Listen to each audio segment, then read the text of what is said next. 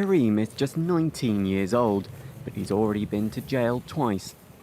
Because of a lack of space in the youth section, his prison cell was located in an all-adult division. At Fleury-Mérogis prison, there were tons of adults. On the first day, I smoked a cigarette, and we had lots of freedom. You could find phones, you could find anything at Fleury. You just sit there waiting for the day you get out. When he was arrested for the third time, he was sent to a prison for minors. Monitoring of detainees at that location was more thorough than at the previous prisons. Classes including physical education were compulsory. For Karim, it changed everything. We were kept busy all day long, from 8 to 5. We had more teachers, more supervisors. All in all, more people in charge looking after us. This has helped me move forward and aim for future life projects. Now I have an apartment and I'll be getting a job soon. Things are improving. This particular system, which helps reintroduce young offenders, has only been around for about 30 years. In 1945, France, still reeling from World War II, needed men to rebuild the country. The government at the time decided to create what it called supervised education to decide which minors could be released. The first public observation center was built 30 kilometers south of Paris. The 14 cells have been preserved as they were back then. Each night, one or two young men would arrive here at the so-called observation centre.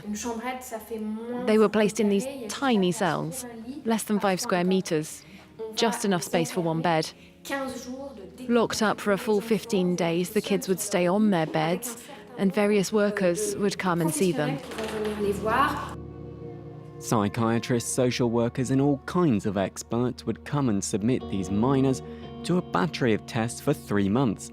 Their goal, to help judges decide their fate. French society at the time had this obsession, a sort of fantasy, that one could identify criminals before they even became criminals. They would look at physical attributes, like the shape of your nose, your eyebrows. Minors were filed in different categories: low IQs, perverts, emotionally disturbed, bad-tempered. In this centre, they would also experiment new techniques, like pricking young offenders' fingers with a compass to see whether they were more or less sensitive to pain than the general population. For a quarter of a century, 25,000 boys between the ages of 13 and 18 were analysed by the French justice system, with some surprising conclusions. For example, someone would ask a young man to draw an animal. He drew a heron. The psychiatrist wrote sexual torment, the loneliness of the heron in the middle of the pond. Here an educator wrote, he has typically southern behaviour, he was born tired, his Portuguese father passed on sluggishness and nobility which make up most of his personality. Bernard Delbe is familiar with these kinds of evaluations. He was sent to Savigny in 1956.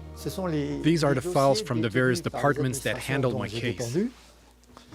And here's a nice picture of me as a juvenile delinquent. The tests we underwent, we had to write things and draw pictures. These tests had quite strong sexual innuendo, very targeted. They would ask us things like, what would you do if you could be invisible? Hinting at what means we'd use to escape prison. The test would give us the choice between using our shirt or our underwear. These weird tests, weren't they out of place considering the sexual abuse that could and that did happen in those places?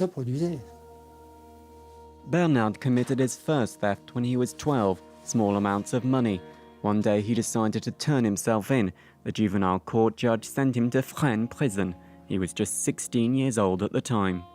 At Fresnes, I was completely isolated. When you spend 23 hours a day locked inside a cell looking at the same walls, time goes by so slowly, to the point desperation sets in. And the idea that you might just want to end it all. I think that was totally out of proportion with who I was. I was never a thug.